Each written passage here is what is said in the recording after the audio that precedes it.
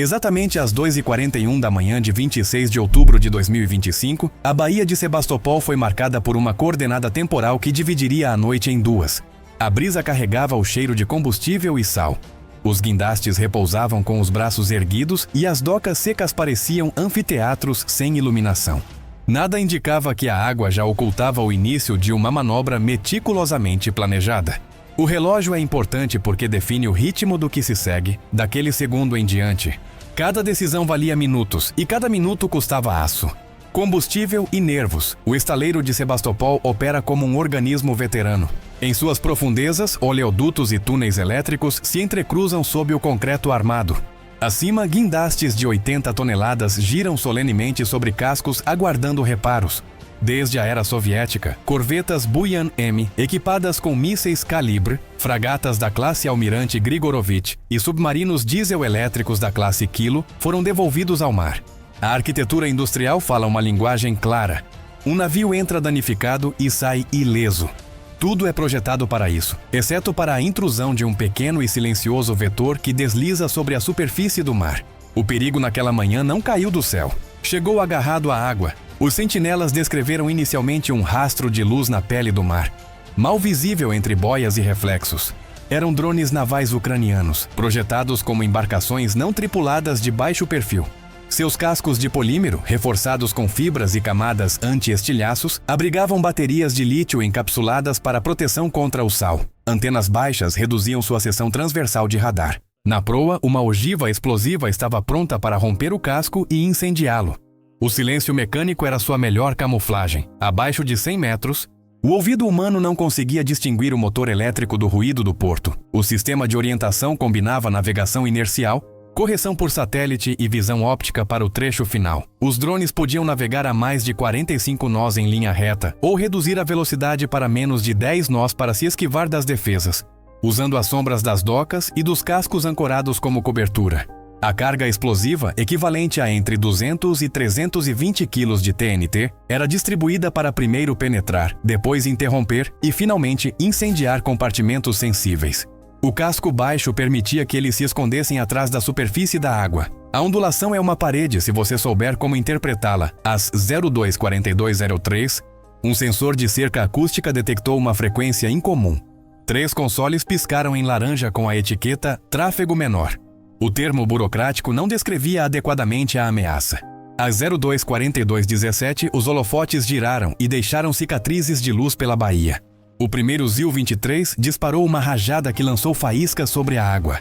Às 02:43:01, várias posições de metralhadoras AK-630 começaram a disparar projéteis traçantes. Cortinas de fogo geralmente funcionam contra uma chuva de projéteis, mas não contra agulhas que pensam. Os drones zigue-zagueavam com microajustes, atrasando a solução de disparo. O primeiro impacto ocorreu às 02:43:39. Um drone se chocou contra a parede de um cais auxiliar. Placas de blindagem saltaram. Defensas de borracha se rasgaram como crostas e a onda de choque acionou sensores sísmicos em armazéns próximos. O segundo drone aproveitou o rastro de um rebocador para desaparecer em meio à sua água. Às 02:44:06, uma explosão atingiu a lateral de uma corveta Buyan-M, que estava atracada para manutenção elétrica. A detonação abriu um buraco bem na linha d'água. Uma rajada de faíscas, vapores de combustível e tinta superaquecida transformou o ar em um detonador latente. A chama se alastrou violentamente pelos compartimentos vizinhos. As tripulações e as equipes da doca seca responderam conforme o protocolo, fechando anteparas, acionando as bombas de esgoto em plena capacidade, injetando CO2 nas salas elétricas e espuma AFFF sobre as poças de hidrocarbonetos. Mas a química prevalece sobre a força de vontade.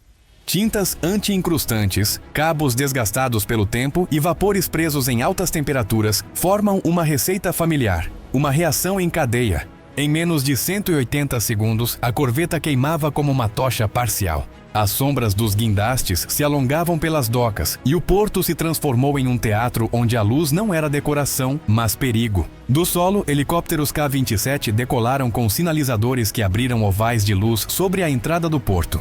Lanchas de patrulha da classe Raptor deixaram rastros brancos.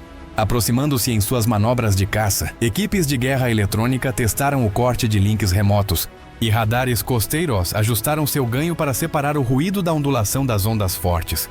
Rajadas de 30 me lançaram colunas de água que pareciam ferver. Vários drones foram destruídos, mas bastaram alguns cruzarem a cerca para que o conceito de um porto seguro soasse vazio. A geografia desempenhou seu papel. Sebastopol é uma baía profunda, com curvas que funcionam como anfiteatros naturais. Cada explosão ricocheteava nas paredes rochosas e multiplicava o eco. Os vizinhos, de varandas pouco iluminadas, registravam o céu alaranjado e a fumaça negra em camadas que parecia mestratos. Nos silêncios entre as explosões, ouvia-se o uivo dos cães e o tremor das janelas. Esse silêncio, denso e breve, é o intervalo em que toda a cidade prende a respiração. Abaixo do nível do cais, nos túneis de cabos e tubulações, técnicos com lanternas de cabeça corriam para fechar válvulas, isolar bombas e levantar portas corta-fogo. O layout do estaleiro funciona como um corpo com órgãos vitais. Se uma artéria de combustível sangra, alguém precisa aplicar torniquetes na rede. Interferências bloqueavam os rádios. Mensageiros a pé cobriam as linhas de comunicação críticas. Na sala de controle, LEDs vermelhos e verdes piscavam como constelações nervosas. Cada lampejo de luz era um problema ou uma conquista. Naquela hora, ninguém se importava com retórica, apenas com a ordem das prioridades. A declaração oficial russa, divulgada às 5h10, falava em danos menores à infraestrutura e uma embarcação. A expressão era vaga. Ao amanhecer, imagens de satélite revelaram áreas enegrecidas, um tapete de fuligem na doca e uma seção aberta que não se sustentava sozinha. Analistas compararam sombras, ângulos e comprimentos com plantas públicas do porto. A geometria não mente, a corveta ficaria fora de serviço por meses, e a doca que a abrigava teria que ser fechada temporariamente, de Kiev. A mensagem era sóbria. As bases de onde nosso território é atacado não são santuários. Por trás dessa frase estava a aritmética da guerra assimétrica. Um drone relativamente barato força o adversário a gastar munição cara, a monitorar o ar e a água simultaneamente, a aumentar os turnos e a desacelerar sua cadeia logística. A cada dia que Sebastopol perde capacidade de reparo, 5 processos são atrasados: avaliação de danos, pedidos de peças de reposição, planejamento de docagem, manobras de reboque e testes no mar. Tempo, em tempos de guerra, é um combustível que não pode ser armazenado. O efeito operacional foi sentido ao amanhecer. As rotas de entrada e saída da baía se estreitaram devido ao acúmulo de pontos de controle. Barcas com redes flutuantes fecharam corredores temporários em frente a docas sensíveis. Guindastes, bombas e rebocadores, aquela coreografia industrial, moviam-se mais lentamente como se alguém tivesse adicionado lastro a cada passo. Na linguagem do desempenho, o estaleiro passou de mar aberto para águas restritas, da noite para o dia. O cronograma de manutenção ficou repleto de asteriscos e adiamentos. Engenheiros navais com capacetes brancos percorreram docas e cais. Mediram deformações com extensômetros, registraram temperaturas de aço superaquecido com pirômetros, escoraram estruturas com macacos hidráulicos e verificaram soldas com testes de líquido penetrante. Nas oficinas, novos rolos de cabo, tintas à prova de fogo e placas com certificação naval se acumulavam. Catálogos, aquela literatura silenciosa de toda a guerra, transformaram-se em manuais de sobrevivência logística.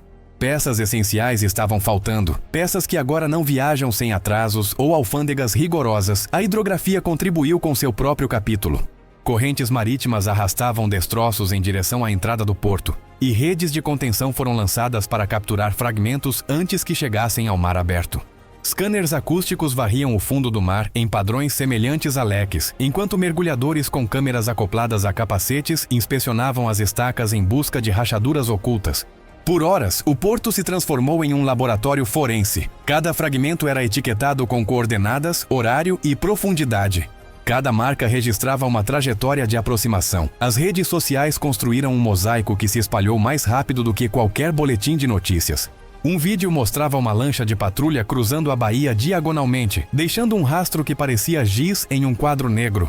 Outro, um clarão iluminando a silhueta de um guindaste como um fóssil em uma vitrine. Em grupos de mensagens, parentes de marinheiros compilavam listas de feridos e evacuados, frequentemente contraditórias, sempre urgentes.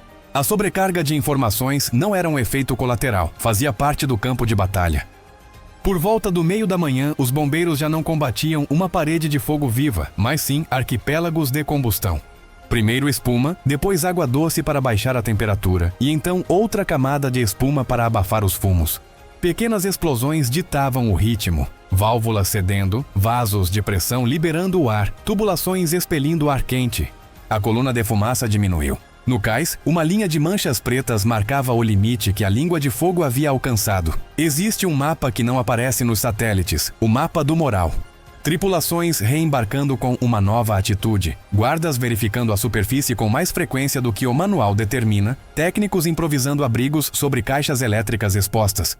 Essas são pequenas decisões que, repetidas centenas de vezes, revelam uma verdade simples. A segurança percebida não existe mais. Esse mapa intangível condiciona cada manobra futura. A defesa do porto foi reescrita em tempo real. Refletores com filtros infravermelhos foram instalados para evitar cegar os atiradores. Ninhos de metralhadoras foram realocados para elevações com um ângulo melhor e os limites de alerta dos sensores de sonar de varredura lateral foram reduzidos. Os manuais da guarda incluíram rotas de patrulha aleatórias para evitar rotinas. As marcações de distância foram repintadas nas bordas das docas para cálculos de tiro. Noturno, em horas de trabalho e tinta.